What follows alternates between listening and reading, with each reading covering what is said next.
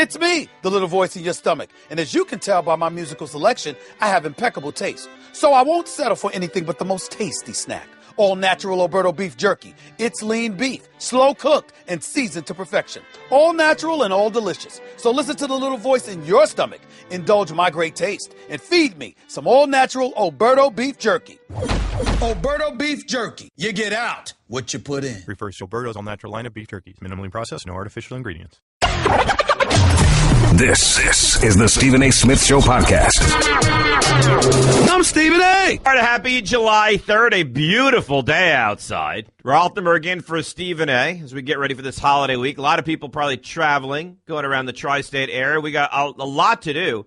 Carmelo Anthony still very relevant. Yankees have gone from 21-9 to 6 games over and 3 games behind the Boston Red Sox. And the Red Sox just, absolutely had their way with Toronto. You see what Mookie Betts did yesterday? He had 2 home runs, 8 RBIs, 3 runs scored, and a stolen base. And the Yankees, and I said it going into the game Thursday, that game that started like 11 o'clock out in Chicago. I said, Yankees have 4 games to finish this week. Give me 2-2, and you're fine. And they went out and they lost on Thursday, and they had a great win on Friday. And they had, as good as the win was on Friday, they had a horrendous loss on Saturday, and they got run out of the building on Sunday. So now they come home 1 week, and I know the Yankees have 5 All-Stars, and it's very exciting, but truly that doesn't matter. What matters now is the Red Sox have not just kind of gotten past them, they've run past them. They're 3 games behind Boston, and Tampa is 2 games behind the Yankees. So, they're still okay as far as getting into the postseason is concerned, but I think you have to have real questions because, they haven't played well. And that's the bottom line. You could say Judge has had an unbelievable season, and he has. Sanchez has come back and is terrific, and Frazier, and you got to be excited about that. And that was the storyline Saturday until the bullpen absolutely imploded. And it's not, Adam Warren, Tyler Clippard, those kind of guys that imploded. It was your guys. Betances and Chapman got smacked around, specifically Betances. They got run out of the building in Houston, and the Yankees lost 2 out of 3 there, split in Chicago. Now they come home, Toronto and Milwaukee. And you can't afford a week if you're the Yankees where, I don't know if they play, I guess they play 7 games. You can't afford a week where you go 3-4, right? You just can't. Looks like they're off on Thursday, so I guess they play 6 games. So, you really need a 4-2 if you're the Yankees this week. End the first half of the season, or the unofficial first half of the season, on a high note. Finish it off. Get into the All-Star break. Get some of your guys back, between Castro and Hicks, and everybody's all banged up. So get some of your guys back. Get healthy. Win some games and get a little respite. Because if you're the Yankees right now and you're a Yankees fan right now, you may look and you love Judge and you love Sanchez and you're excited to see what Gleyber Torres is going to do next year when he's healthy, and Frazier and the home run and all those things are great. But you're losing baseball games and you're hemorrhaging right now. So it's got to change, and it's got to change quickly. 866-ESPN, 866-729-3776. And then, the problem with the Mets is, even when you have what is considered a successful weekend, which they did. They won 2 out of 3.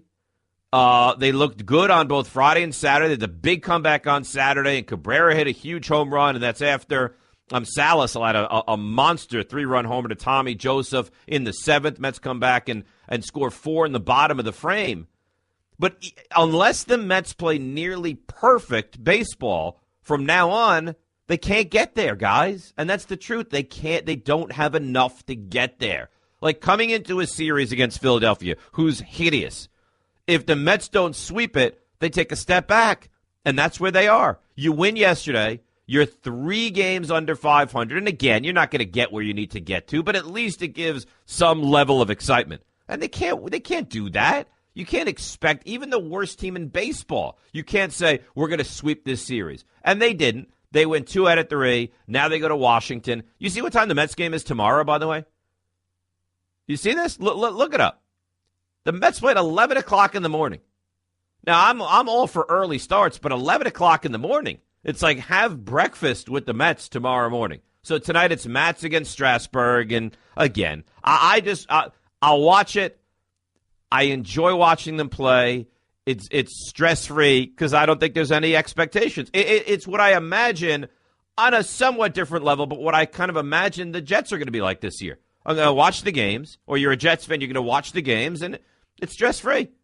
There's no pressure. You know they're not going to go to the playoffs, and you just watch it because you enjoy football, and that's your team. All right, so Mets-Yankees on the table, 866-ESPN. I guess Carmelo Anthony is wavering or opening up some places that he would accept a deal to, which, was really only a matter of time. And then he has this, kind of ridiculous video. Did you see this video where it has him like working out at 2 o'clock in the morning? Like, don't you think that's a planted video? There's no way that he's waking up or saying to his buddies, hey, guys, let's get out to the park, 2 o'clock. I'll do some drills along the baseline and all this, and then you'll video it, and we'll get it into social media. Like, that, to me, feels like it's a planned and planted kind of a video. But if you didn't hear, Carmelo Anthony, the Knicks are losing everybody, by the way. They just lost Justin Holiday. Derrick Rose, it sounds like, is meeting with Milwaukee and may wind up signing there, which to me, please, if there's anything I can do to make it easier, more comfortable for Derrick Rose to sign with Milwaukee, you got Jason Kidd there. Jabari Parker may come back healthy. You've got the Greek Freak that's going to make you look good. Like, yes, because I don't want Derrick Rose here with the Knicks. So Carmelo has said Cleveland and Houston, he would waive the no trade. So at least now there's the beginnings of that. And Ian Begley has reported the Knicks are still very actively looking to move Carmelo Anthony. So the three names, guys, that you have to look at: Ryan Anderson, Eric Gordon, Trevor Ariza. Now, the nice thing about Ariza is he's an expiring contract. So you get Ariza, you have him for a year, and he's not a bad player. He actually plays defense. He can shoot the three. He's an athletic kid. You put Ariza in there, then the contract expires. See, if the Knicks can put the right pieces front office-wise in place, maybe it's not such an unattractive place if you have money for free agents to go. So if Ariza comes here, he expires. Gordon, I think, has 3 years left, and I believe it's 13, 13, and 14. Now, Eric Gordon is terrific, but there's a caveat. When healthy, I'm going to read you what Eric Gordon has done the last, 4 or 5 years. 75 games this past year, great, right? Now, we all love that. Year prior, 15-16, 45 games. Year prior, 14-15, 61. So we're talking about a guy that misses a quarter plus of the season. 13-14, 64, 12-13, 42, 11-12, which, just so you know, was the lockout season, 9, 56, 62, and 78 his rookie year. So if you accept the deal, and the contract is not bad, 13, 13, 14 for 3 years, he's a nice player. What worries me about a guy like Eric Gordon is he's always hurt. But if you're going to give me Gordon and Ariza, I would do that right now. And I know a lot of people like Ryan Anderson, and I like Ryan Anderson's game as well. Like, I think that Ryan Anderson is a nice player. What concerns me about a guy like Ryan Anderson is he's got 3 years at $20 million a year left on his deal. So why am I trading Melo to get into an equal salary cap situation with a guy like Ryan Anderson? Now, if it came down to it, you said, Dave, you got to take Anderson to get rid of Melo. Do I think I would do it? I do, because I think it's that important to move on from Carmelo Anthony at this point. But ideally, Ryan Anderson, not because I don't like him. I actually like his game a lot. I think he's a good stretch player. I mean, he can knock down the three. I think he shoots like 40% from three-point range. He's a 38% career three-point shooter. So I like what he brings to his game. And you look back at years, I mean, he averaged almost 20 points a couple years ago for the Pelicans, 16 for Orlando, 17 2 years ago for the Pelicans, 14 this past season for Houston. So he has a nice game. 5 rebounds, right? 2 assists. Like, he's a decent player. I don't know that it's worthy of giving him bringing him over at 3 years at $20 million per. Ariza expiring, great. Gordon, manageable figure, I think I would do, even though he's got injury issues. Anderson is the guy that I feel a little bit uncomfortable with. But at the end of the day, if they're saying, we're going to give you Ariza, we're going to give you Anderson, would you take it? I think you have to, because I think I'm at the point where Carmelo Anthony is more harm than he is good, and I think it's very important to move on from him at this point. With everything that's gone on, I think it's very, very important. And guys, it was all perfect on Saturday night. Perfect. I'm lying in bed. I have ESPN on. I'm excited for the fight. Now, it started later than I was hoping for. I think it started at around midnight, right? But I'm all in. I'm all in. I'm watching it. It felt like a big fight, like ESPN, free fight, but it felt like it had the feeling of this is a big boxing match. And it was terrific. There's blood. It was action-packed. Guys were going toe-to-toe. The crowd was into it. It had everything. You got headbutts, like doctors are involved, tape cutting. It had everything. And as they were going to the scorecards, I said to myself, you know what? ESPN has hit an absolute home run. This was sensational. And then they read the scorecards. And it's boxing being boxing. They can't get out of their own way. What a joke. I mean, Pacquiao won that fight every which way. And the thing that struck me as the most embarrassing is that there was a judge who had it 117 to 111 for Horn. Oh, my God. How unbelievable is that? So ESPN boxing, great night until the very end, where it, in fact, was not a great night. You're listening to the Stephen A. Smith Show podcast. A lot of things on the table today. You think this might be a slow sports day? It's not. Yankees and what's happened there.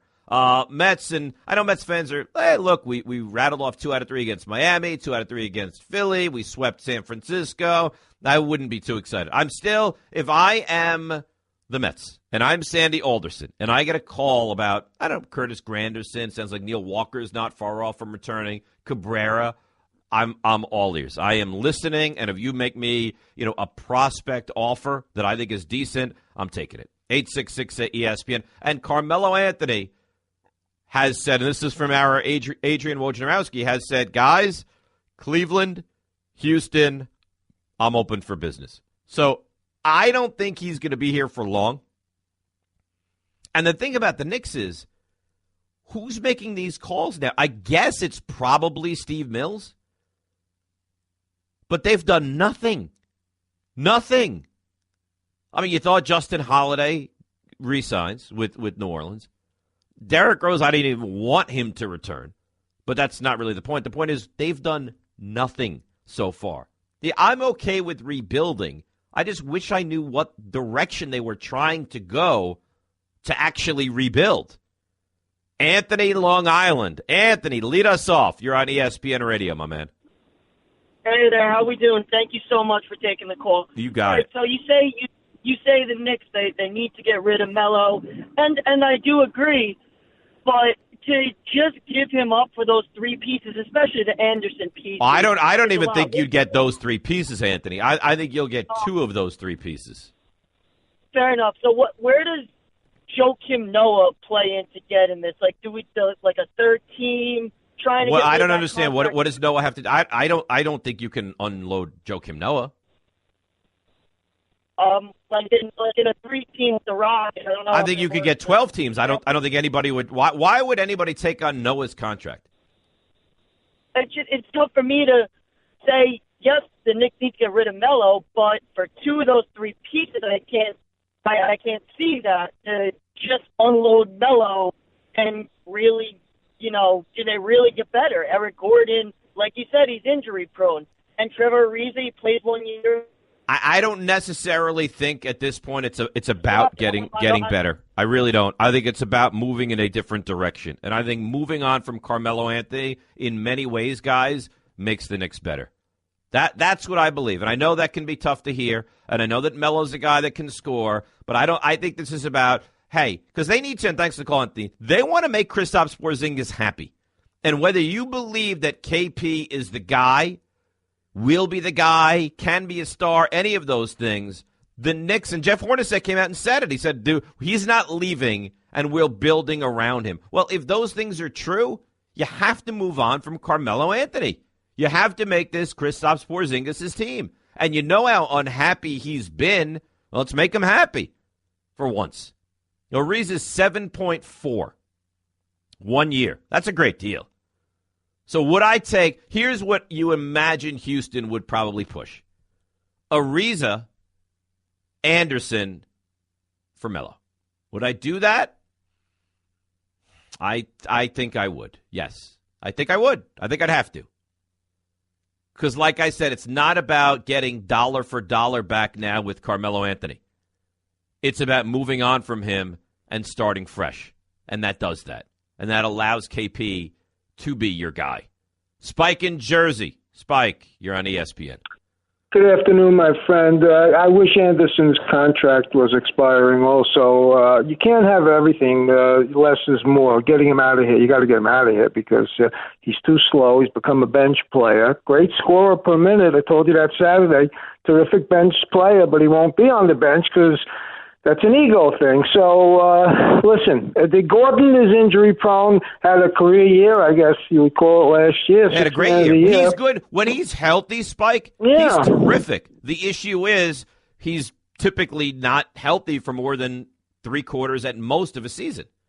Yeah, the kid can shoot. He's terrific in college. Look, you got to get the Ariza deal's a steal. Give me two more like that, then like I told you Saturday, I'd walk Melo. Yeah, but that's an expiring contract. I mean, of course, if I could get two expiring contracts, I'd take anybody if they're two expiring contracts. I don't think you're going to get that. I think you're going to have to deal with one contract that you don't love and one contract that you're happy with, and I think that's what it would be. Anderson and Ariza are 1-1.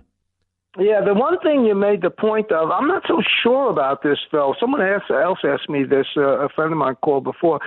I don't think, how important is it to have someone at the helm? It's all the scouting now. Look at Golden State. They took a 7th.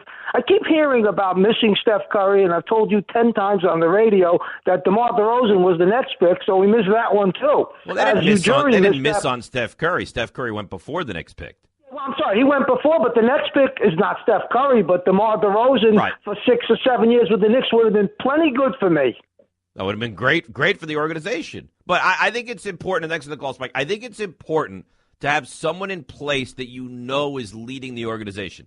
You know, if you had, a Jeff Van Gundy or a John Calipari or somebody of that ilk, I think that GMs and coaches feel like you're dealing with it. Like right now, it almost feels like, well, where are we here? What are the Knicks? You think that the Knicks out there to the free agent or the player that's available to be acquired, do you think they look at the Knicks and they're like, oh, yeah, that's a place with stability? That's what I'd like. Yeah, their scouting may be fine. I'd like New York. I'd like the Knicks to actually be a place you look at and you say, there's stability there. And when was the last time you felt like that? They went from a guy who's, and let's be honest, unstable in the way he handled this franchise. And you've got to do a 180 for the next hire. Guess what? You're in the middle of the Stephen A. Smith Show podcast. Damn it, I mean it! Wimbledon is underway. I know a lot of people don't care. I do. I love it. Well, I watch it all day long. Love it. And the Americans actually have a chance. I was watching Venus a little bit earlier today. She won her match. Stevie Johnson is on court right now. Terrific stuff. Love it. 866-ESPN, 866-729-3776. Now, Wawrinka lost his first set to Medvedev, but is up a break in the second set. And I can hear, like, 4 people like, oh, that's interesting. And the rest just, like, stop talking tennis. So we will. Let's turn our attention to this boxing match on Saturday. You know, and I mentioned it earlier. I want to get back to it. It had all the makings. Like, I felt so good about it. I started to think of, I can't wait for the Terrence Crawford fight. He's fighting in August on ESPN. And didn't have the feel of a major fight, you know, with the intensity of the crowd and the blood and the late start. I mean, I watched it, and it had all the makings. Like, it really did. Like, I didn't feel like there was any difference between watching that fight and a pay-per-view fight and spending $100. I'll tell you what, I guarantee you that fight is going to be more exciting than what you're going to see on August 26th. But August 26th is big, huge, monstrous names. And, I mean, people are all over themselves about that. But I really did. I thought it had everything. And then they go to the cards. And only boxing can mess itself up like that, right? Like, only boxing can have this night where you say it all clicked. The fight was fun. The undercard was decent. The scene was great. It met every expectation that you could have possibly had. And then they go to the cards. And for the life, I hear 115, 113, 115, 113, 117, 111. Like, all right, you know what? Horn did well. He gave everything you could have hoped. But Pacquiao's just a better fighter. And then they announced that Horn is the winner. And I mean, I was stunned. It's a terrible decision. And I guess it's the only sport, right, that it just comes down to opinion. I guess gymnastics is like that as well. I guess like the ski jumping things, but I'm talking about like major sport. And ice skating, right, is also like that. But tennis is not, and baseball is not, and basketball and hockey and football, they are. I mean, there are officials that can have an influence on it, but you can't have an official just come out and determine the entire result. I watched the fight from beginning to end. Pacquiao was clearly the better fighter. And on 12 rounds, probably won, I don't know, if you want to be conservative, 8, and they gave him the fight? Oh, just horror. And how great is Teddy Atlas? Teddy Atlas almost had a nervous breakdown after. It was like, this is a joke. But unfortunately, every step forward boxing seems to take kind of feels like they take 2 backwards, and it happens all the time. They would have won. I mean, we would have been discussing it ad nauseum, how great ESPN and boxing won on Saturday. And then the result. Pacquiao was so much better. He was busier. He had the bigger shots. And again, Horn was fine. With my expectation going into that fight, what Horn gave was as much as I could have hoped. But he didn't win the fight. 866-SAY-ESPN, 866-729-3776. Devin in Richmond. Devin, you're on ESPN Radio. Hey, Dave. How you doing? Good, Devin. What's on your mind, buddy? Not too much. I appreciate you stepping in for Stephen A, man. That's my guy. It's my show, so I'm glad you've been holding it down. How am I doing? Well. Am I doing all right? Like, am I passing? No, you're doing well, man. Stephen A is a tough act to follow, but I mean the topic has been consistent, so I appreciate that. I watched this show. I watched the fight. I'm a big boxing fan. I watched the fight Saturday night, and I think ESPN did a great job hosting the fight, just the way that it was coordinated in general, a lot of action in the fights that took place. I think the main event was great, and I feel like people got their Pacquiao goggles on and didn't really watch what happened. Like, I felt like you come on, really Devin, well. you call up, you're making such good points, you're doing it beautifully. You thought Horn won the fight? No. Okay. I won't say Horn won this fight. What I will say is the fight was way closer than everybody imagined. That 117, 111 was stupid. But you also got to remember when Canelo got shut out by Mayweather, there was a judge that had Canelo winning by a wide margin too. And that judge lost his job. But, I mean, so that does happen. But who won? But Devin, at the end of the day, Mayweather won the fight. So as frustrating as it is maybe that one true. judge had a brain cramp or whatever, fine. In this fight, all the judges had the wrong guy winning. That's true. Unanimous was crazy. The 115, 113 was close. I'm not saying that Horn won. I won't say that. Let me be clear, because I'm not crazy.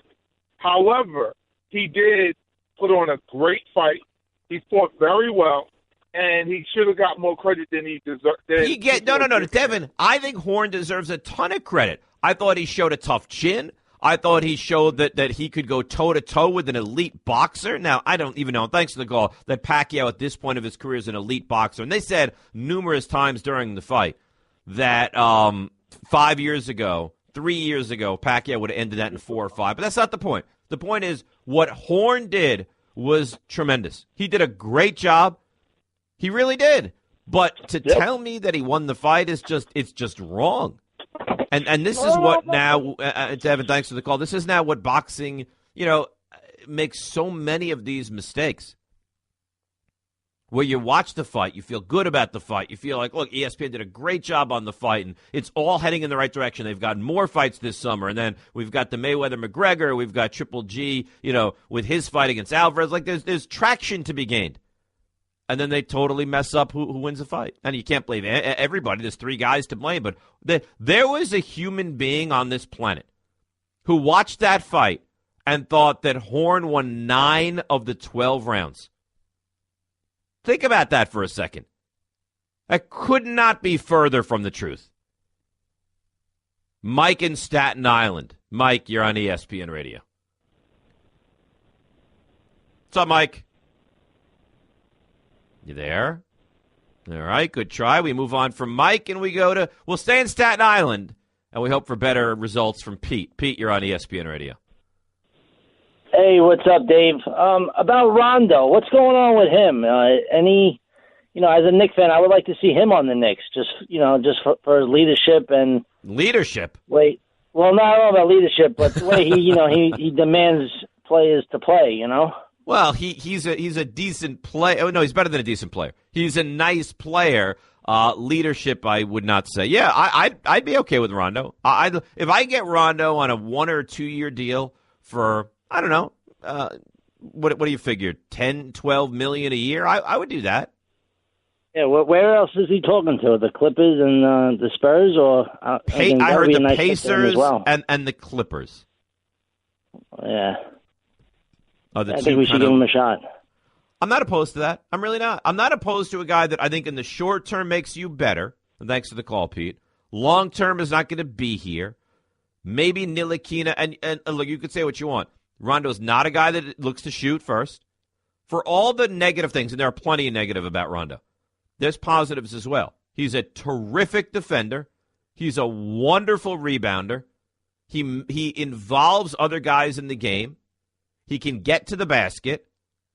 Now, the problem is that the guy? And this, I think, is the question if you're the Knicks. And I don't know the answer.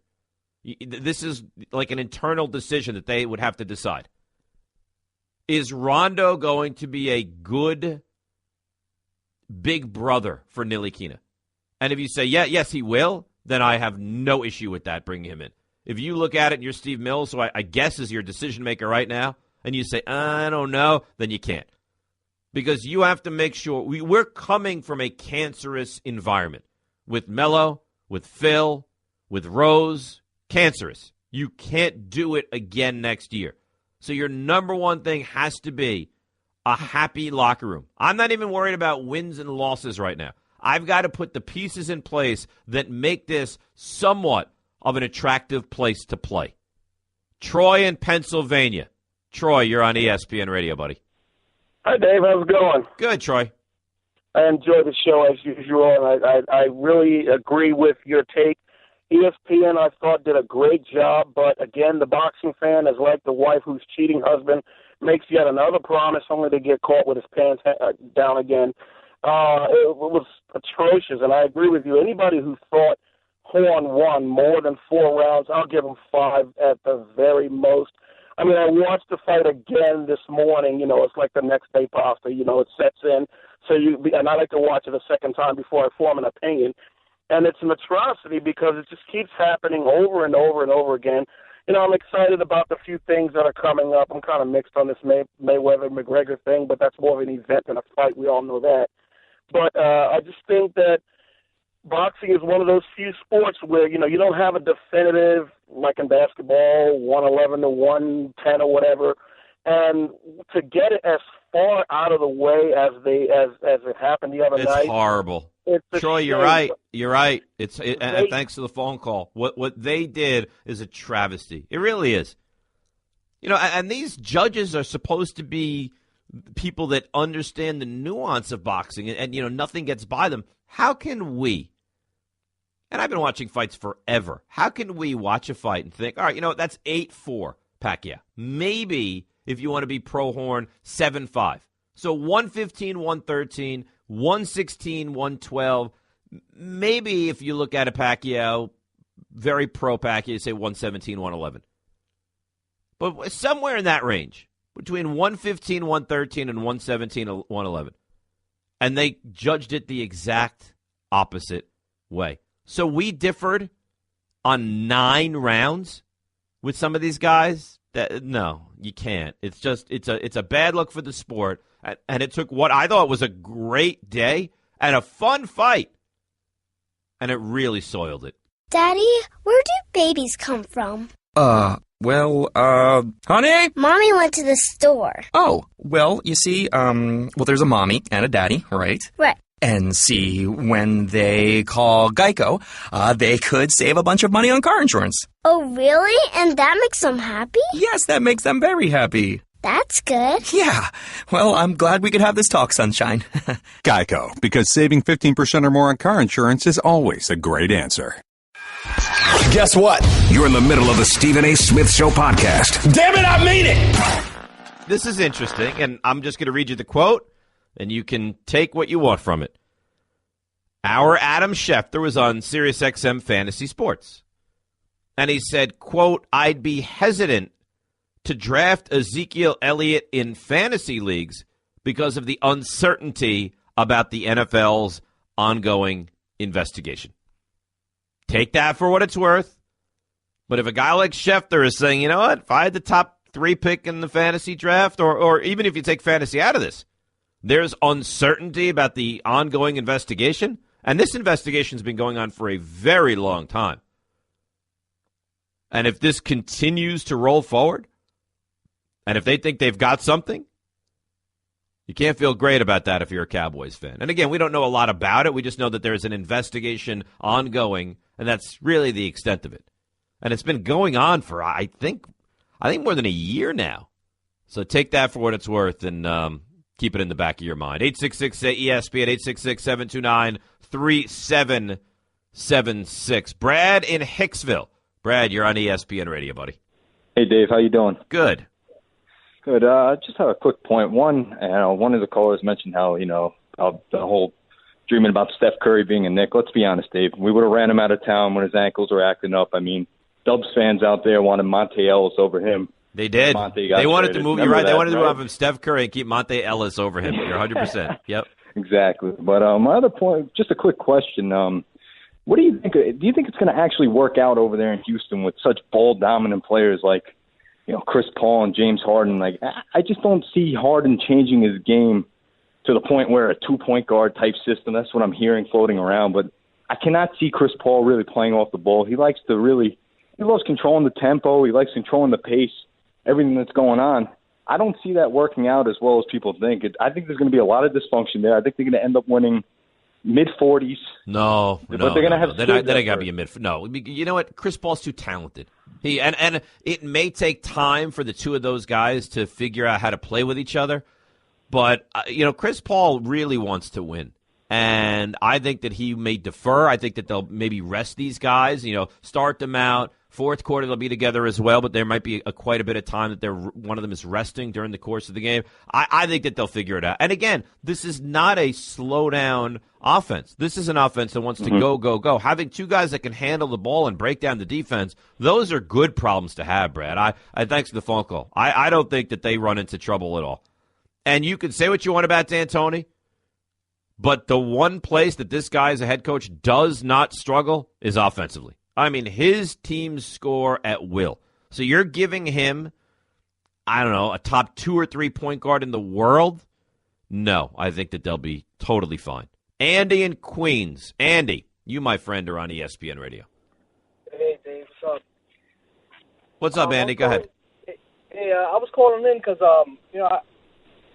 I was watching that fight on Saturday, and at one point, when the crowd in the bar was kind of quiet in between the rounds, I saw the ref go over to Horn's corner and gave him a warning because he was about to call the fight. I think it was the end of the ninth, I believe, and I was watching it at home, so I heard he went over to the corner and said, my number one thing here, my number one objective is I've got to protect you. I got to stop the fight. And his corner pleaded and said, no. And the ref said, if I don't see something from you, I'm stopping the fight. And to his credit, Andy, I thought you saw more than enough moving forward to not stop the fight. And I thought he responded, and I thought he was excellent. But there's a difference between responding and being competent to fight and actually winning the fight. But you're right. That's exactly what took place. Yeah, I mean, and to prove a point, that fight should have been on Pacquiao, definitely. I don't see where Horn, dominated the fight. I mean, if he won by a close shot, he didn't. But Andy, he didn't. He didn't win the fight. And anybody that tells you otherwise, and thanks for the call, it's ridiculous. It really is. I mean, I watched that fight. It wasn't close. It was clearly Pacquiao. He won it 8-4. You want to say 7-5? Fine. But that was the range that he won this fight. And have you ever heard a guy handle a loss, I guess you'd say, better than Pacquiao? Like, he was... I don't know. What'd you think about the fight? Oh, he was a terrific opponent, and it was a good fight, and I'd like to give him another opportunity. Like, if that was me, I'd be running around going crazy if I just spent 6 months training for this thing. That's just a sample of what you'll hear on the Stephen A. Smith Show. Weekdays at 1 p.m. Eastern on Sirius XM Channel 80 and the ESPN app. I'm all-pro cornerback Richard Sherman, and when I'm not chasing receivers, I'm trying to keep up with my kids. That's why Alberto beef jerky is my favorite snack. Alberto is delicious, lean beef, slow cooked and seasoned to perfection, all natural and all delicious. Alberto beef jerky is protein packed, so I can keep up with my busy. Raiden, stop grabbing your sister's hair. Alberto beef jerky. You get out what you put in. Refers to Alberto's all-natural line of beef jerkies. Minimally processed, no artificial ingredients. This is the Stephen A. Smith Show podcast. I'm Stephen A. All right, Dave Rothenberg in for Stephen A. The 3rd of July. Tomorrow we celebrate this wonderful country. Fireworks, all the good stuff. Hot dogs, hamburgers. You can only eat so many. Isn't tomorrow the day that like Joey Chestnut eats 89 hot dogs? That is one of the most repulsive things that could ever take place. And I'm not saying it's not. I don't want to say a skill. It's impressive. Anybody that can eat like 40 times the amount of hot dogs that a normal person can, that's impressive. It's just, it's always like 87 degrees. They're dripping in sweat. They're dipping hot dogs in water and buns in water and literally shoving it down their throat. The whole premise is kind of, and people are cheering and yelling and announcing. And the amazing thing is, like, this Joey Chestnut, he weighs less than me. How is that humanly possible? A man that is taking in hundreds of pounds of meat at a time. I really got to evaluate things. 866-ESPN, 866-729-3776. How many hot dogs do you think you could eat at a sitting? Like, if I said I will give you $1,000 a dog, you have 10 minutes. I think I could go for, and the bun, comfortably 5. I think I'd push for 8 or 9. I'd go for 10. I mean, I'd make myself sick. But if you here's the thing, $1,000 a hot dog, but if you throw up, you're out. Because that's the rules of the hot dog eating contest, right? You get sick, you're out, $1,000 a hot dog. I think I'd go for 6. I'd probably stop at 6. Give me $6,000 and I'm done. 866-ESPN, 866-729-3776. We've talked quite a bit about the Pacquiao fight, and I thought it was very entertaining. I thought Horn represented himself tremendously well, and they kept calling him the Australian Rocky or whatever you want to call him. I thought it was a fun, entertaining, good fight, which went the distance, which really did surprise me. And I think what they said multiple times was if Pacquiao 3 years ago, he would have destroyed this guy. But I thought he convincingly beat him on Saturday. And that's what, to me, was so disappointing. You watch a sporting event, and to think that you are seeing it so differently than the person in charge is really kind of disconcerting, isn't it? Like, I understand we're not schooled in becoming boxing officials or judges, but to watch a fight And to see it so off from what you think, it's kind of an unsettling feeling. And then, of course, we've got Carmelo Anthony, and he's now opened it up. He said he will accept trades to both Cleveland and Houston. I think if you're the Knicks, you've got to make sure to find a way that you deal him. I think that's number one. I do not think you can bring him back. I think number two is, more importantly than even winning, how do you further the career of Porzingis and make him say, this is my club, this is where I want to be? And then thirdly, for the Knicks, forget about winning. I think that's immaterial at the moment. I think you've got to figure out a way that you put the right decision makers in place. And that is GM and or president and coach. Those are the questions that need to be answered. 866-ESPN, 866-729-3776. Nick on Long Island. You're on ESPN Radio. Nick, what's up, buddy? Listen, there's no way you can give Pacquiao 9 of those rounds. It was a competitive fight. It was a competitive fight. It could have gone either way. No way. You want to say that Pacquiao didn't win? You want to tell me Pacquiao didn't win 9 rounds? Fine. You don't think he won at least 7? Here's the problem. You guys pay attention to those CompuBox numbers too much. And all the CompuBox numbers I don't even know what the CompuBox numbers say, Nick. I watched the fight. It was evident to me. I have a friend who wagered on Horn. Let me just tell you this quick story. I had a friend who wagered money on Horn. And when they went to the cards, he said, well, you know what? I'm not going to win, but at least I feel like I got my money's worth in the fight. And when Horn was announced the winner, this guy was shocked. You tell me Horn wasn't walking down Pacquiao, wasn't landing the cleaner, more decisive no way. punches. Pacquiao was the busier fighter. Pacquiao was the better fighter. Pacquiao landed the bigger blows. Pacquiao controlled the fight. Horn was great for what I was expecting. He did not win that fight. Listen, I'm not saying he won it. I'm just saying it could have gone either way. No, it couldn't have. And and Nick, I got to run. There's no way that fight was 50-50. There's no way. That fight was clearly Pacquiao. Now, you want to say it was 8-4? It was 8-4 or 7-5. I think those are both fair. But there's a man on this planet who believes it was 9-3 Horn. And the other two had 7-5 Horn. No way. You can call me till you're blue in the face and try and sell me that this guy, he fought valiantly. He stood toe-to-toe. He was the aggressor at times. He did not win the fight. You say, you guys are just looking. I couldn't tell you what the CompuBox numbers say. I have no idea. The better fighter, the busier fighter, the better chance. Pacquiao almost finished. The referee went over after 9 rounds and said, I've got to stop it. This guy's getting pummeled. Jim in Jersey. Jim, you're on ESPN Radio. Hey, Dave. Thanks for having me on. Happy holidays. I just wanted to point out that the problem with boxing is there are no unifying commissions in boxing. There's the WBS, the IBC, the 8 other acronyms and 8 other titles. You know, who's calling what shots? Mayweather gets to decide what size ring he wants to fight in, what size gloves his opponent wears.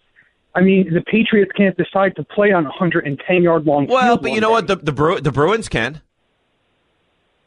Oh, okay. Yeah, the Bruins can. Look, I understand that. Boxing is kind of a sport that has, you know, some questionable decisions. I agree that. But hockey can have a bigger or smaller rink, and the Bruins always used to have a small rink. Okay, yeah, point taken. Understood. The second thing about boxing, though, that I wanted to make was the fact that now that MMA has become so big, it seems like a quarter of a sport.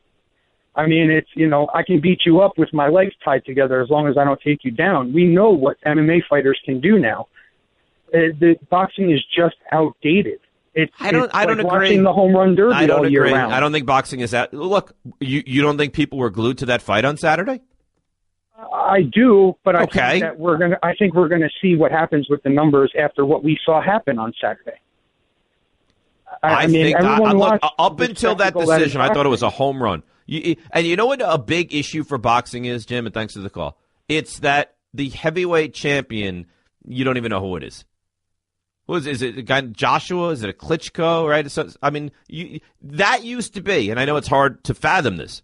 That used to be what Tom Brady is now. That used to be what LeBron James is now. Back in the 20s and 30s and 40s, to be the heavyweight champion, even Ali, I mean, to Sonny Liston, to be the heavyweight champion, you were like one of the most famous people in the world.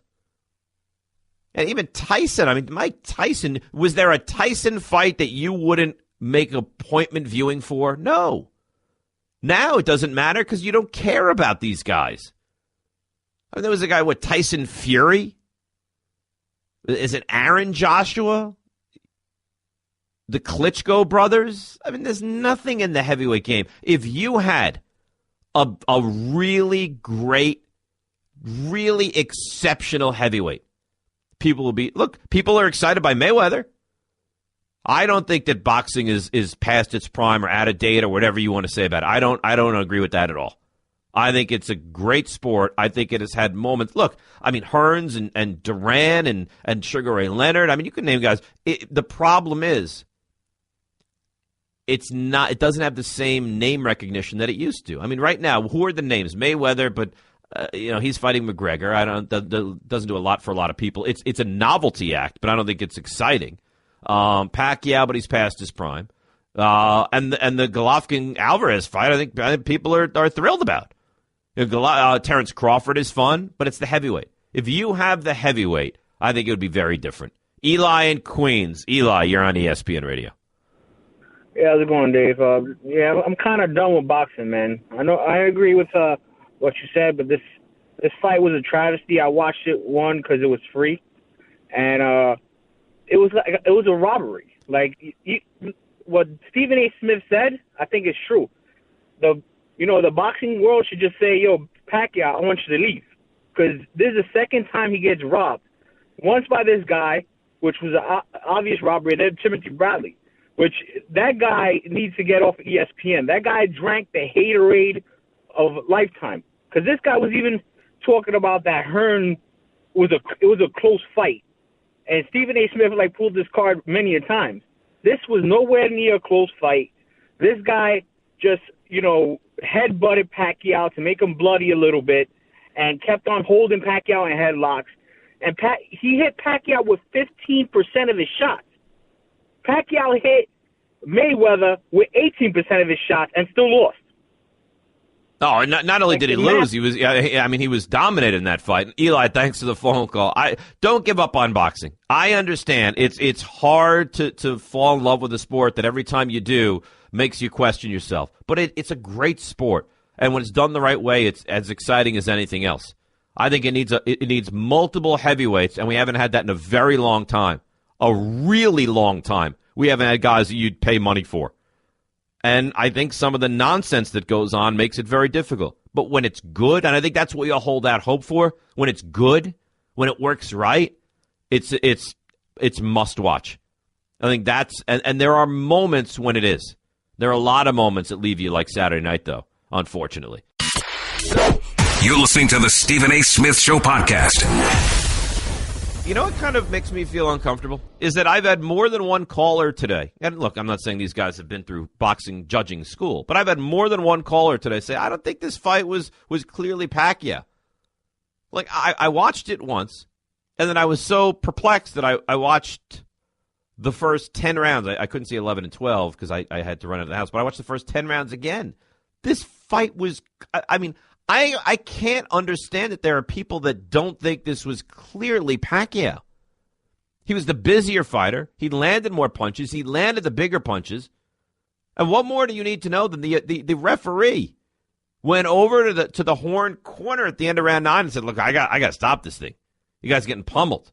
They said, "Just let us come out, and if he fights his way out of it, then you keep it going. Otherwise, throw." Okay, but we were at the point where we were 9 rounds in, and the referee thought that we had to stop this thing. Why would that happen in a fight that Horn was dominating, like one of the judges believed? Oh, just a bad decision. Yankees, look, to say it's a big game, I think is unfair, but now that you're the Yankees, you're 3 games behind Boston, And the last thing you can afford to have happen is to get to Sunday and then go into the All-Star break and be 5 games behind the Red Sox. So you got 6 games this week. Boston's in Texas starting tonight, which is, you'd hope, a good matchup for the Rangers. I mean, I'd like to see the Yankees, from a Yankees standpoint, go 4-2.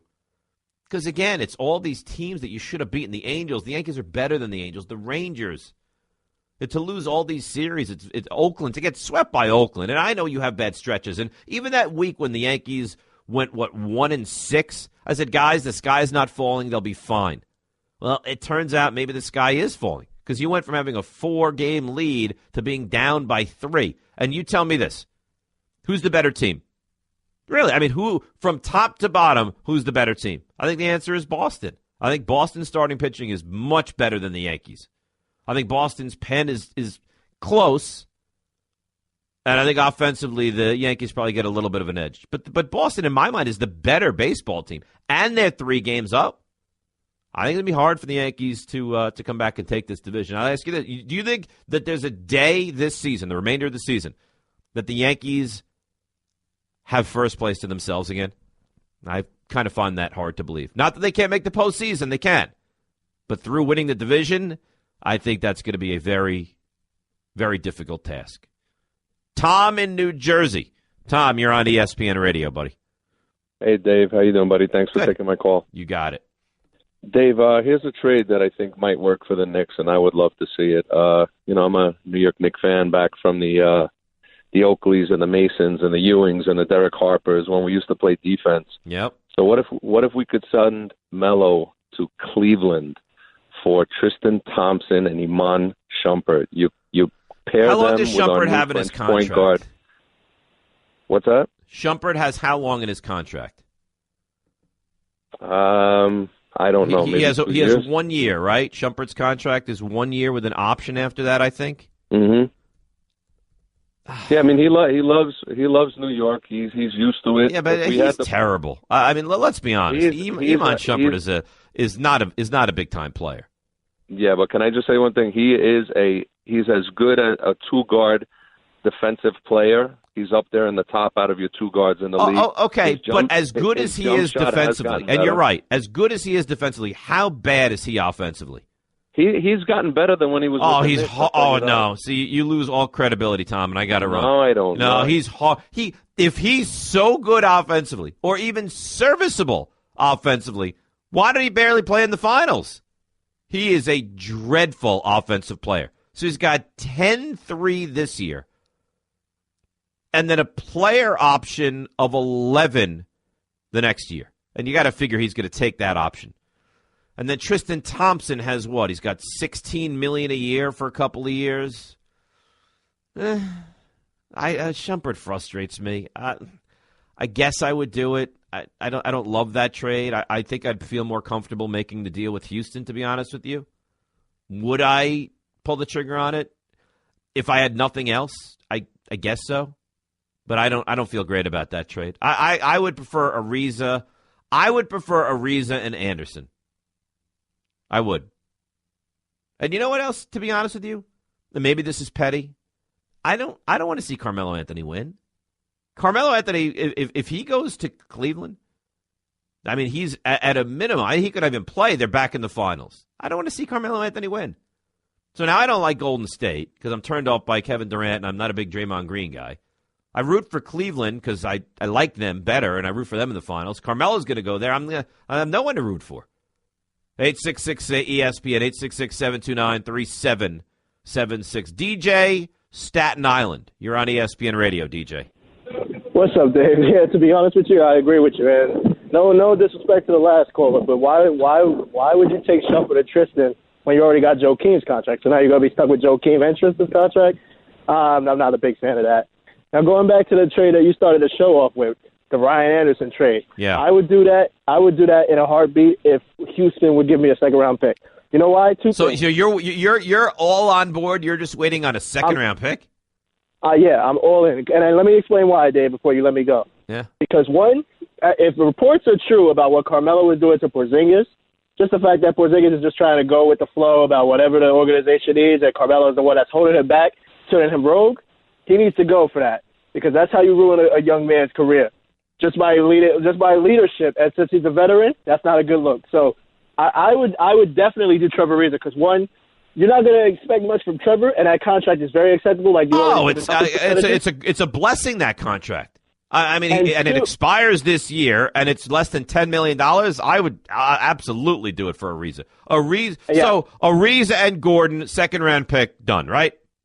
I would do that one, or I would even do the Ariza Ryan Anderson. And this is why I say that, Dave, because when it becomes the middle of the season and the Knicks are struggling, you could flip those two guys to a veteran team that needs 3-and-Ds.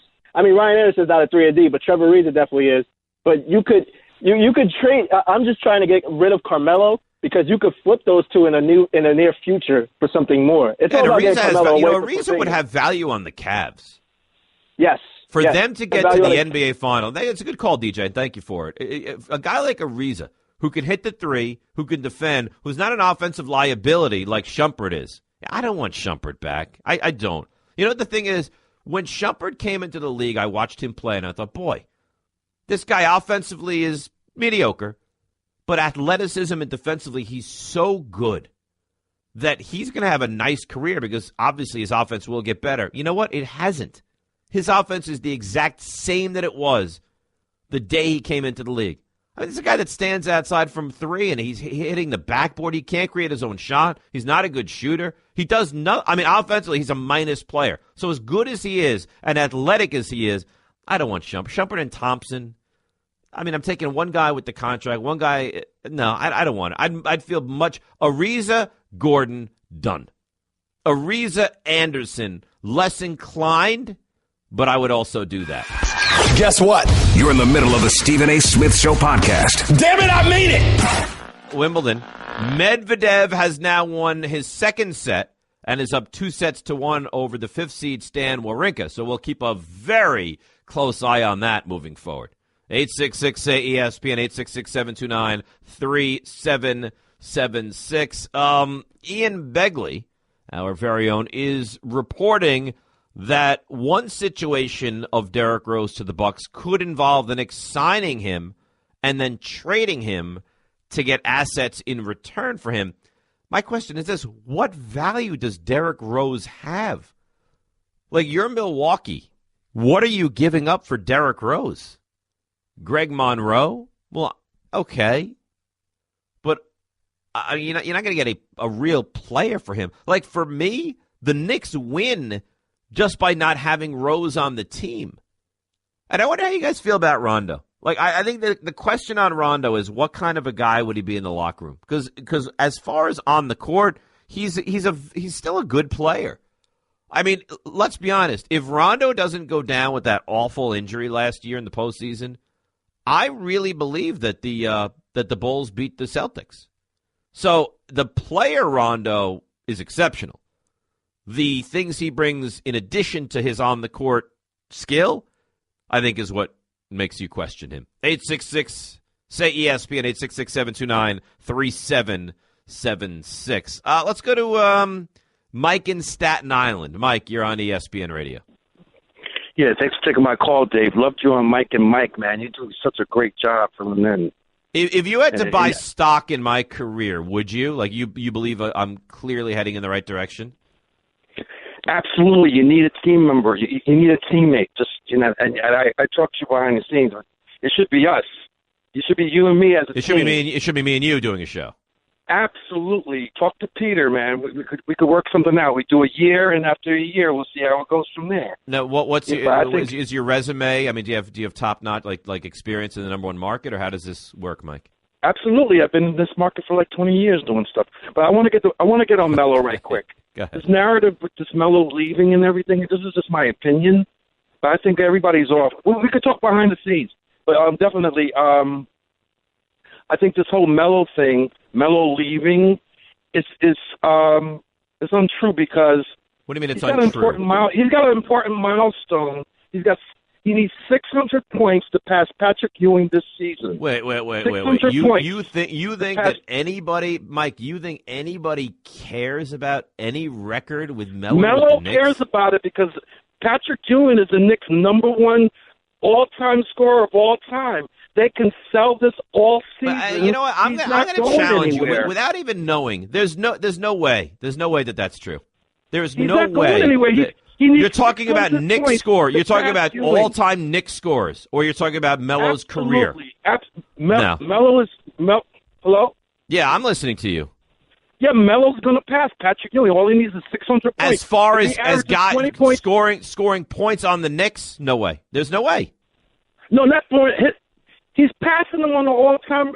So Melo who has cares? Why do I care if 24,000 Carmelo Anthony Melo scores more cares. points than Patrick Ewing? Everybody cares about. Nobody Everybody cares. Nobody. Everybody No, cares no, about it. Mike. Nobody cares. Nobody. Melo's going to be a 30,000 point scorer. He's going to be one of the best scorers of all And time. you think And for that him to matters? pass You Ewing think that matters for some reason? Of course it matters. Why? At the end of the day, because when you're looking at everybody, there's only like 6 guys who've gotten 30,000, and Melo's going to be one of them. Who So it's very cares? important. Besides you, It's who very cares? important. It's It's not important. It means nothing. It's a useless it's stat. definitely important.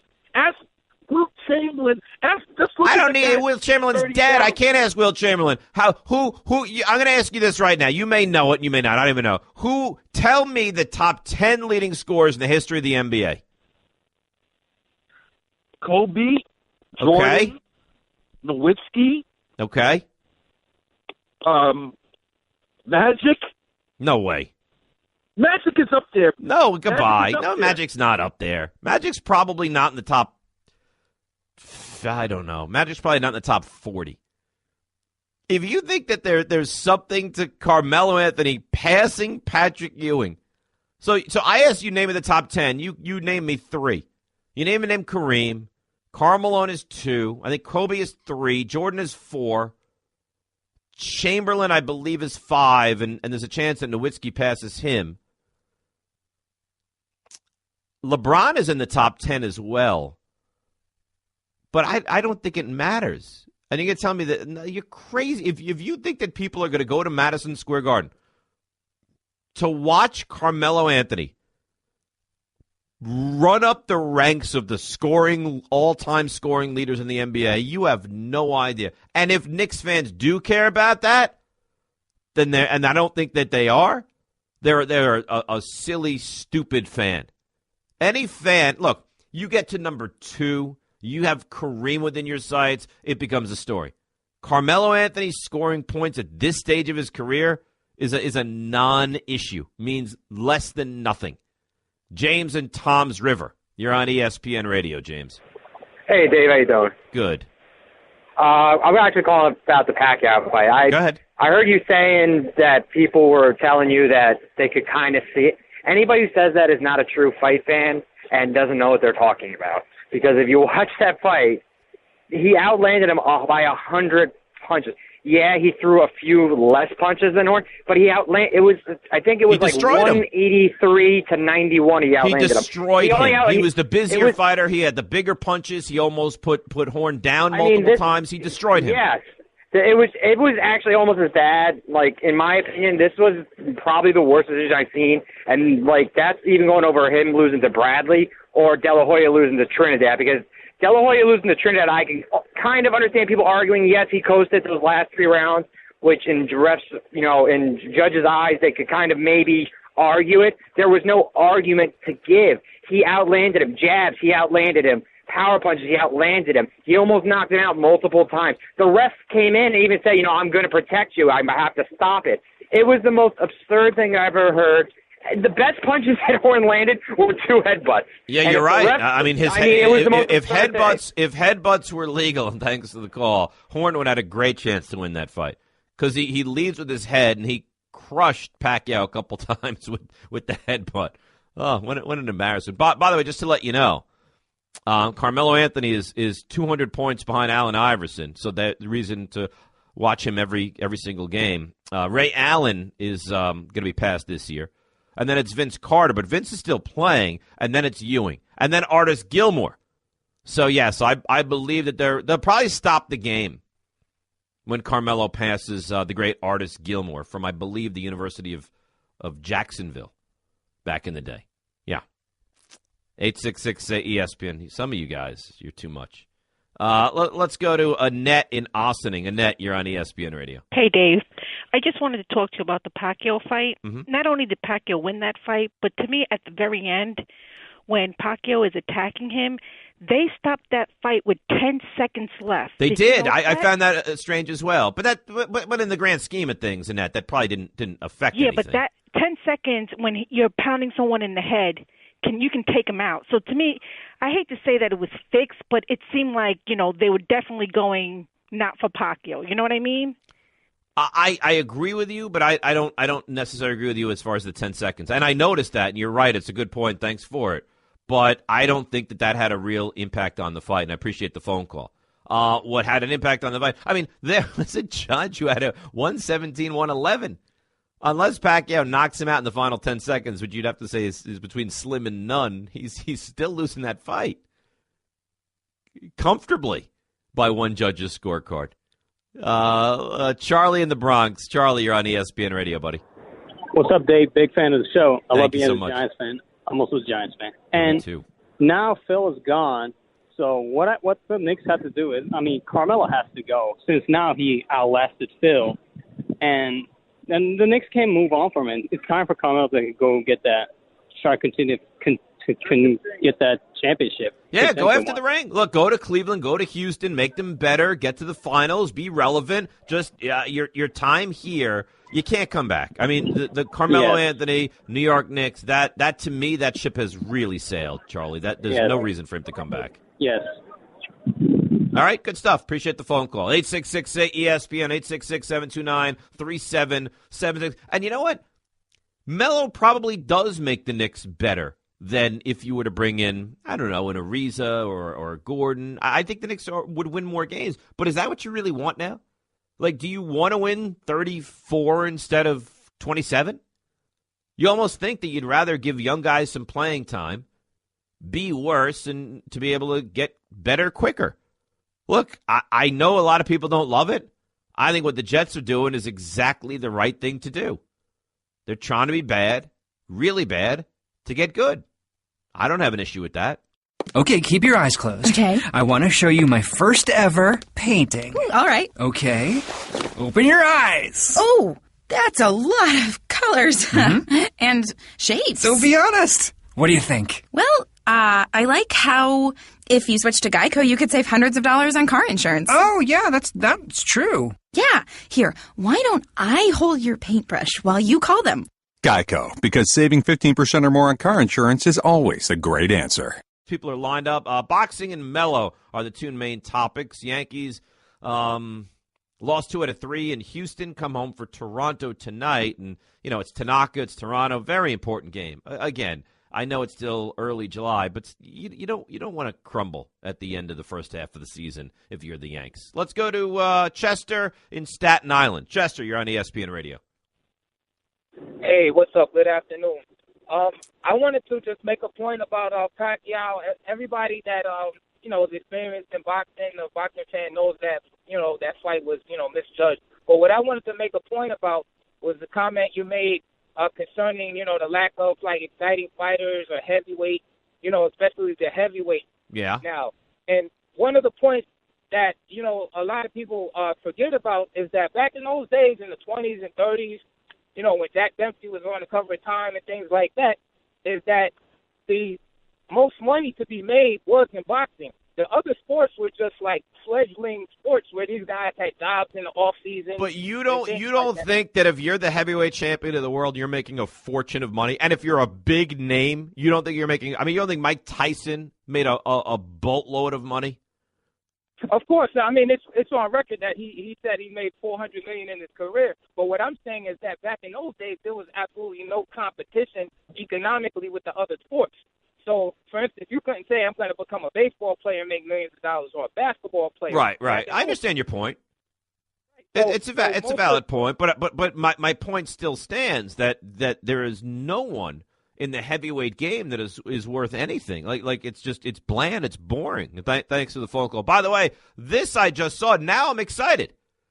Aaron Judge will participate in the Home Run Derby, which means I get Stanton, I get Bellinger, and I get Judge. I'm all in. And I actually respect Joey Gallo from the Texas Rangers. He was asked to participate. He said, no, thank you. And I said, well, why not? He said, I'm not deserving of it. I'm not an all-star. I shouldn't go participate.